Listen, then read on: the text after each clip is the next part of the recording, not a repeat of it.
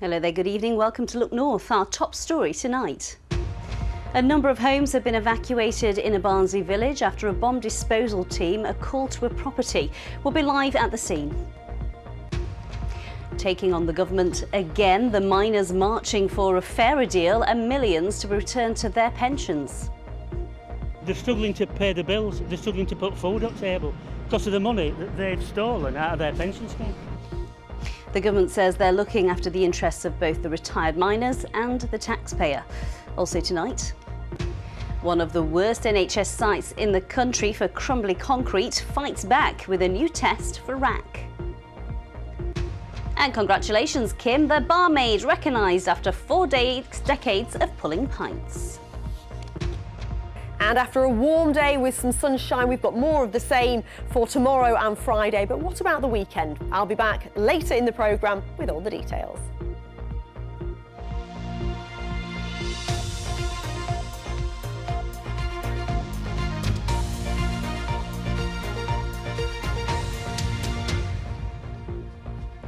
Hello, good evening. First tonight, a number of homes on an estate in Grimethorpe have been evacuated this afternoon. It's after the Army's bomb disposal team were deployed there early this morning. Now, a man was arrested after what the police are calling suspicious items were found at a house. A rest centre has now been set up at a local church. Our correspondent Emma Glasby is at the scene for us. Emma, what's been going on there today? Well, Amy, we're right on the edge of the outer cordon here, so there are still some residents in the street behind me, but further down the road at the inner cordon there are a number of empty houses. Now that's because the people who live there were told today by South Yorkshire Police to gather their belongings, all of their essentials for the next couple of days, and those houses were evacuated. Now we have just heard in the last few minutes that the 100-metre cordon that was in place has now been reduced to 60 metres and that some people have been able to return to their homes. Now, this all started this morning when an early morning search warrant was carried out by South Yorkshire Police at a house on Brearley Road here in Grimethorpe, and police found what they're calling suspicious items. Now, it's not clear what those suspicious items were, but we know that a 58-year-old man was arrested on suspicion of offences under the Firearms Act. We have just heard that this afternoon a 57-year-old woman was also arrested on suspicion of offences under the Firearms Act. Now, the Army's bomb disposal team has been here at the scene throughout the day. They're still there down the road behind me, and they've been working alongside the emergency services here, and people have been advised to avoid the area. Now, for the families affected by this, of course, for some of them, they can go and stay with family and friends. But for those people who don't have anywhere to go, they are being urged to go to St Luke's Church in Grimethorpe this evening, where a rest centre has been set up by Barnsley Council. We are now hearing that people have been told they could be out of their homes for around 72 hours. South Yorkshire Police have said thank you to all the residents today for their patience and their understanding. Well, tonight, as you can see, the work of the emergency services will be continuing behind me, and this evening a man and a woman remain in police custody. Emma, thank you. We'll of course keep you updated with that story as it continues. Next tonight, former miners say the government is depriving their families of much needed cash in a row over their pensions. Today, retired Yorkshire miners travelled to Westminster to lobby MPs. The pension scheme affects tens of thousands of families across our region. The campaigners want to end a long-running deal that means the government takes half of the profits made by their fund. It's a deal that was struck in 1994 when British coal was privatised. It meant that the government would get 50% of any leftovers from the fund, and in return for guaranteeing the value of the pensions would not go down. Well, 3 years ago, a cross-party committee of MPs said they should stop taking money from the scheme and pay back some of what it's already received. The government say that they have to strike a balance between looking after the interests of the miners and the taxpayers. We spoke to one group of miners before they travelled down to London. What do we want? What do we want? It's decades since they worked in the pits, but their anger at the government burns strong. These former miners say that's because they're not getting a fair deal from their pension scheme. The miners united! And they want MPs to listen. Among the retired miners marching in London today were 4 former colleagues from Yorkshire. Like so many others, Ian from Wakefield has suffered injuries and illnesses related to mining. What we want from our pension scheme is the money that we've paid in and nobody else has paid in, rather than the government taking 50% of any surplus from a pension scheme that they haven't contributed a single penny into. There's 8,000 mine workers die every year, and that money goes into government coffers, which is totally obscene. Ian started at Lofthouse Colliery in 1973 and later worked at Selby. The deal over the pension scheme that he and thousands of others were in was done in 1994, giving the government rights to half the surplus. But the scheme generated returns that were much better than expected. So over the years, that's been worth billions for the government. It's the injustice of what they're doing. They're taking it because they can, not because they don't really need to. It's obviously our money. We've paid into it. They always say it's deferred wages. So they're basically taking my wages for themselves. In a statement, the government told us it is striking a fair balance between scheme members and taxpayers. They said mine workers' pension scheme members are receiving payments 33% higher than they would have been as a result of the government's guarantee. On most occasions, the scheme has been in surplus and scheme members have received bonuses in addition to their guaranteed pension. Campaigners said this could be the last time that many of their number would be able to protest due to ill health. As Ian joined them outside the House of Commons, he urged the government to act quickly. The elder mine workers, there's some on as low as £79, £80 a week. They're really struggling. They're struggling to pay the bills, they're struggling to put food on the table because of the money that they've stolen out of their pension scheme.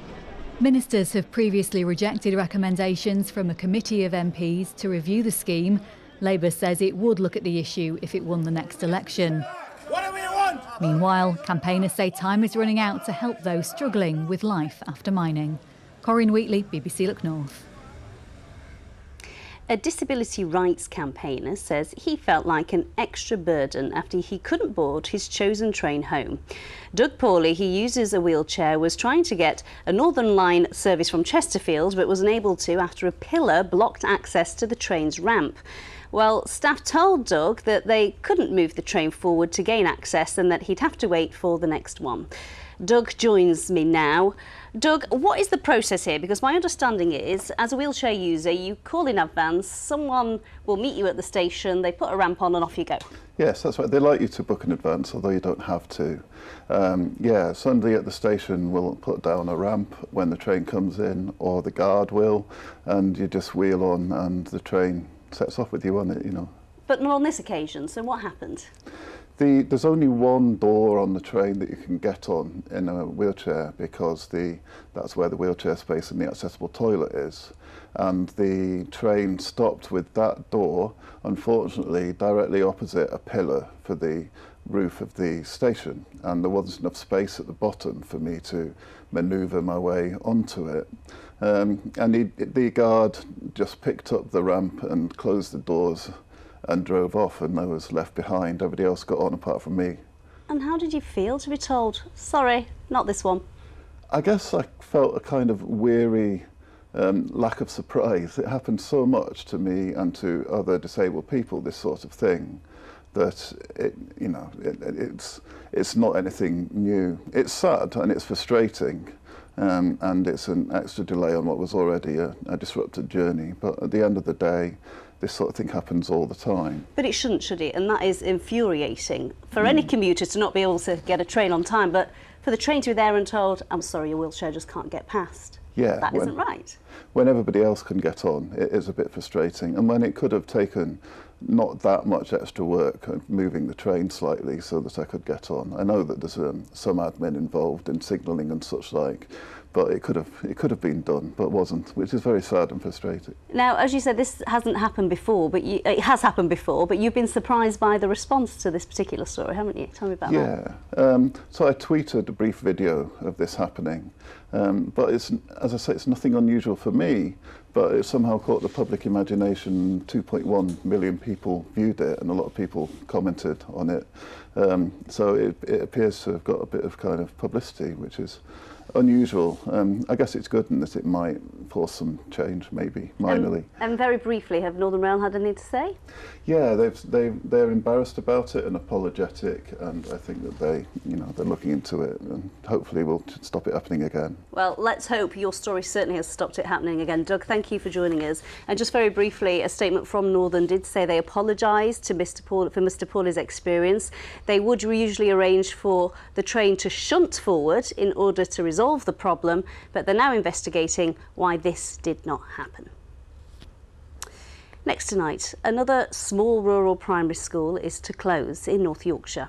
St Hilda's of Ampleforth will become the 10th village school to close in the county in just 5 years. It comes as a new report is published warning that more schools will have to shut because there is a falling birth rate. Olivia Richwald reports. Rowan and Ned are 2 of the 13 pupils at St Hilda's Primary in Ampleforth. Their dad Sam was once a pupil himself and their grandmother was a teacher. They're all upset the school will close. Oh, it's devastating. We chose to send our children here because it's a good school. Its numbers have dropped in the last year or so, but it's a blip. We've got potentially another pupil coming in next year. We've got certainly 6, maybe 7 pupils for the following year. It seems crazy to close it, really. St Hilda's was the 10th school in North Yorkshire to close in the past 5 years, and the decision, which will be appealed, has been distressing for parents, teachers and the local community. It's really disappointing that they're deciding to close the school because of the low numbers. Just a really lovely school, and I don't think that it deserves to be shut down. It's very sad for the families. We've had parents in tears, we've had people talking about moving house, we've had people talking about giving up their jobs so they can transport their children. It's been extremely emotional. Small rural schools are expensive to run, but many remote communities have already lost their shops and pubs, so there are worries about the future of these villages. We hear in the council chamber that people are concerned about second homes and holiday lets, and there's too many, and we're losing the heart of our villages. And then our council decides to support closure of the schools. You know, it seems to be a domino effect happening at the moment. A new report predicts a sharp drop in school rolls due to the falling birth rate. That could exacerbate the problem and lead to more closures and amalgamations, and Yorkshire is one of the worst affected regions. This academy leader in Harrogate predicts more schools will close in the coming years. I think it's almost certain. And what's going to accelerate that is what's happening currently now in the budgets for school this year. Head teachers are planning on how they can reduce their budgets very significantly. And that's not a technical exercise, that's one less TA for that classroom. That's not doing that school trip. It's not repairing the windows. It's not doing some of the things that make such a difference to our parents and our families. North Yorkshire Council says the school roll was due to fall to just 10 in September, despite there being 94 children in the catchment area, and the closure was frustrating for the local authority as well as the community. The Department for Education says it is increasing school funding and providing extra money for small schools in rural areas. Olivia Richwald, BBC Look North, Ampleforth. Now, it's hard to imagine, but at Airedale Hospital, over 20,000 planks of concrete have been inspected to ensure the building is structurally safe. More than 8% of the site is made up of wrack. That's the concrete, which was only supposed to be strong enough to last 30 years. Well, the new hospital will be built, but until then, a meticulous checking process using a new digital system has improved the efficiency of a never-ending programme of maintenance. Heidi Tomlinson reports. Airedale Hospital is riddled with wrack. Within the walls, floors and ceilings of this 45-acre site, the lightweight building material is hidden away, quietly crumbling. The aerated concrete was used extensively in public buildings from the 1960s to the 1990s and has now reached the end of its lifespan. A £15 million a year maintenance project is underway at Airedale to monitor the structure's stability and reinforce the rack where necessary, keeping patients and staff safe until a new hospital is built. It must be hard running a hospital and keeping it going in amongst all this work, Richard. Yeah, it makes it very challenging, but obviously the focus isn't just on reducing the risk from rack to as low as reasonably practicable. It's keeping the clinical operational functions of the hospital going without disruption. Steve and Bob are on the rack maintenance team. Using a new digital system, they log the condition of each load-bearing concrete plank. Just making sure that carefully so there's no debris coming down. We'll be looking for cracking, more water ingress that's come in, things like that. And if we see anything like that, obviously we'll look at it in more detail. But if most of the planks are covered up? We're up there. This is our day-to-day job. We are up there, somewhere in this building. Over 6,000 pieces of rack have already been reinforced with timber or steel. It's a rolling programme of inspections. Any deterioration is logged on the new software. So they're able to do this in a really efficient way. It's enabling them to make the right interventions at the right time and ultimately keep the hospital safe. Technology has improved the situation, but there's much anticipation about the long-term solution to this problem, and that is a brand new hospital which will be built on the same site, and it's scheduled to open in 6 years' time. Heidi Tomlinson, BBC Look North, Keighley. Let's have a look at some other stories coming into our newsroom now. Several homes have been badly damaged after a burst water main caused major flooding in Dewsbury. Residents had to be evacuated after water poured into homes and gardens on Walnut Lane in Dewsbury's Chickenley area on Tuesday night. Yorkshire Water said the water main had been repaired overnight and was supporting residents and helping with the clean-up. More needs to be done to highlight the contribution Black inventors have made to our lives, according to a man behind a new exhibition that's opened in Bradford. A former teacher and engineer, Chris Pelliter, has designed an interactive display to tell the hidden history behind lots of household items and technology. It's currently hosted by the Dominica Association in the city, but he's hoping to be able to take it on tour around the country. He wants to inspire budding inventors and innovators. I think it's a story that's long overdue, that's not been told properly. It's like hidden in plain sight. And many of the everyday items that you use today to make your life simpler, easier, faster, more efficient have been made by black people, yet nobody knows. The only images we seem to see are very, very negative about black people, and I wanted to tell the positive story. So it looks like a great exhibition. Congratulations are in order for Rob Burrow, who took home a load of trophies for his podcast at an awards do last night. Rob's podcast 7 took home 4 awards at the Arias in London, a leading radio industry award. They include Best New Podcast, Best New Presenter. If you've not listened yet, you can catch all the episodes of 7 on BBC Sounds or wherever you download your podcasts. It really is a brilliant listen. Next tonight, Rita Britain rose to fame as one of the most distinctive fashion designers in Yorkshire during the 1960s. Her famous brand and Barnsley shop, Pollyanna, I remember it well because my mum used to always shop there. It proved that style was alive and kicking up here in the north. Her shop closed a decade ago and the Pollyanna label disappeared. Well, now, with the help of a new generation, it has been revived. Tom Ingle reports. From a corner of Barnsley, the sound of industry, which translates as the revival of an iconic brand. We use what we have here because the whole weather and everything is right for what we do. You can sum up Rita Britain's philosophy with 3 Ps: passion, practicality and pockets. And those 3 Ps also spell Pollyanna. When you're in the middle of it and you're in Pollyanna, you don't realise, or I didn't realise how iconic it was. It's only when people tell me, you know, and that's people all over the world that tell me this. Pollyanna was so iconic.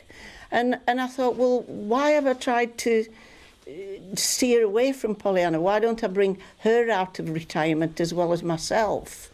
Does the ordinary Barnsley woman buy her clothes here? Oh, yes, yeah. I mean, we've got mine as daughters, mine as wives. I think it's probably what makes us a little bit unique, and why I probably wouldn't move is because Polly's more a kind of, it's a meeting place. The shop, the brand, High Couture on Barnsley's High Street. It's a well-told tale which seemed to come unstitched in 2014 with the closure of the shop through ill health.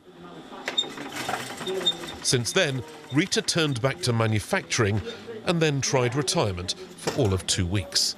Creators gotta create, and so Pollyanna is back, now with a new co-conspirator and future daughter-in-law, Mimi Underwood. Pollyanna was a bit before my time in Yorkshire, but you mention it to most people in fashion and it's still relevant, and just the impact of it, and it's just an iconic store that kind of opened up a lot of things to the north that wouldn't have been there had Rita not had Pollyanna. It's just been amazing since moving to Yorkshire to have all these amazing textile companies so close to our doorstep, so we can go and visit, and just learning from Rita like about fabrics and all of that has just been invaluable. This is not an off-the-peg copy of yesteryear.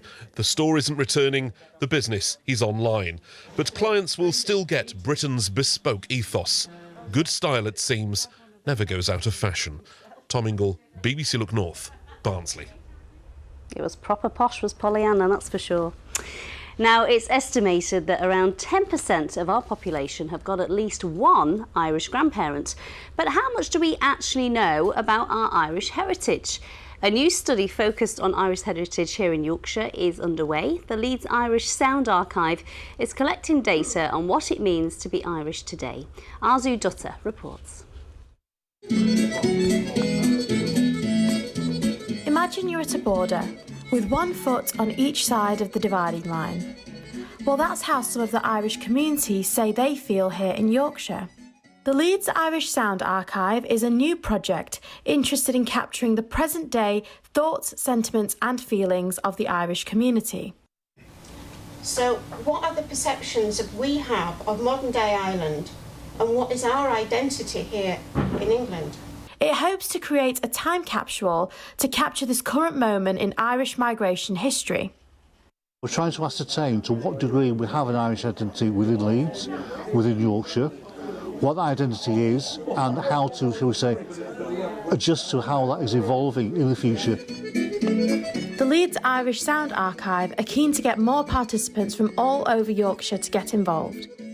I think everybody's cultural background is really important and really important to maintain, and it was just something about what they said that night about people who were second generation Irish like me or third generation Irish like my children, bringing us all together, which I think is really important, otherwise we'll lose that identity. We're only a small little country, and it's amazing to see how the Irish culture has developed over the years here in Yorkshire.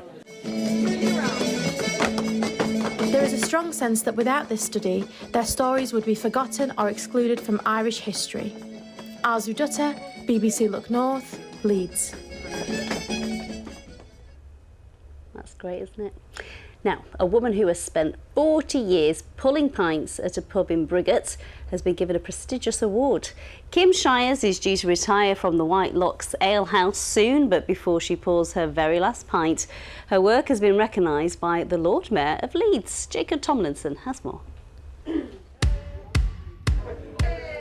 Over the past 40 years, lots has changed, whether that be buildings, businesses or pub bartenders. But not at White Locks in Leeds. Kim Shires has been pulling pints for almost exactly 40 years, something which she says is amazing. Loved it. Probably every minute, yeah. But it does have its downsides. It feels a bit scary actually, because I think I'll need counselling when I leave here. I probably will. I've been here more than half my life. She's served many customers over the years and says those memories will last a lifetime. Yeah, I've got some really good memories and some bad. It's just gone so quickly. Everything's just gone so quickly. Like when I first started here, we had to wear like a uniform, like a white shirt and a black jumper sort of thing with a bow and stuff.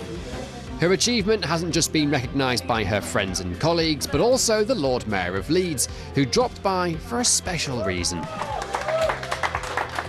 And no, not just for the pint. Kim's service to the pub has been outstanding, and she well deserves all the cards and the spa day and the flowers and the general ceremony that she's had today. Hold your glass up a bit further. A bit further, yes. Pull. It was really interesting to be back behind the bar pulling a pint after decades of not doing so. And I do like a pint of beer, but I think I need a bit more practice to get really good at it again. It probably feels like about 10 years. Like when I look back, I think, can't believe it's 40 years now. Kim plans to fully retire at the end of the year and enjoy a well-earned rest. Jacob Tomlinson, BBC Look North. I bet she's heard some right stories pulling pints in that place. It's a good boozer as well. It's a really good boozer. Lord Bear loved that pint, didn't she? See her licking her lips at the end. Absolutely. She enjoyed that. They've got a nice beer garden as well, which brings me nicely on to the weather. It's been a lovely day for sitting out in the sunshine. It didn't start that way everywhere, though. You can just see the Emily Moor Mast there, shrouded in mist. There'll be similar scenes, I think, tomorrow morning. But for all of us, it brightened up. And for most of us, we saw some good spells of sunshine. You can keep your pictures coming into the Weather Watchers page. We're also on social media as well, Keely.Donovan on Instagram.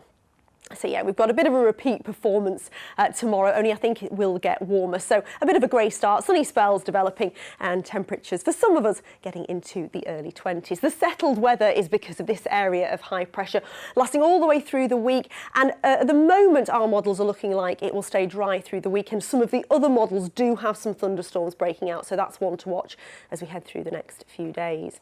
So we exceeded 20 degrees today. We've had some lovely spells of sunshine through this afternoon, and it's a lovely end to the day. But we are going to see more cloud developing as we head through this evening and overnight. Little bits of mist and murk and some drizzle too, and temperatures dropping back to a mild 10 or 11 degrees. So quite quickly that cloud will lift tomorrow and it should brighten up nicely. Let's have a quick look at those high water times then, just after 5:30 in Scarborough and around about 5:45 in Filey. So a bit of a grey start in places. Quite quickly it should brighten up and we should have some pleasant spells of sunshine. The pollen count is high this week and the UV levels are high. Sunshine is strong now as it will be in the middle of July. And temperatures responding nicely, getting up inland to around 21 degrees, 17 degrees along the coast. So a lovely evening tomorrow evening with some spells of sunshine. Into Friday, dry with sunny spells and feeling warm. The outside chance of a shower or thunderstorm over the weekend, but also some warm spells of sunshine, Amy. I think it's a beer garden evening, don't you? Should we go? I think we You're should. paying. White Locks is calling our name. That is it from us. Tom Ingalls here with your late news. Bye-bye for now.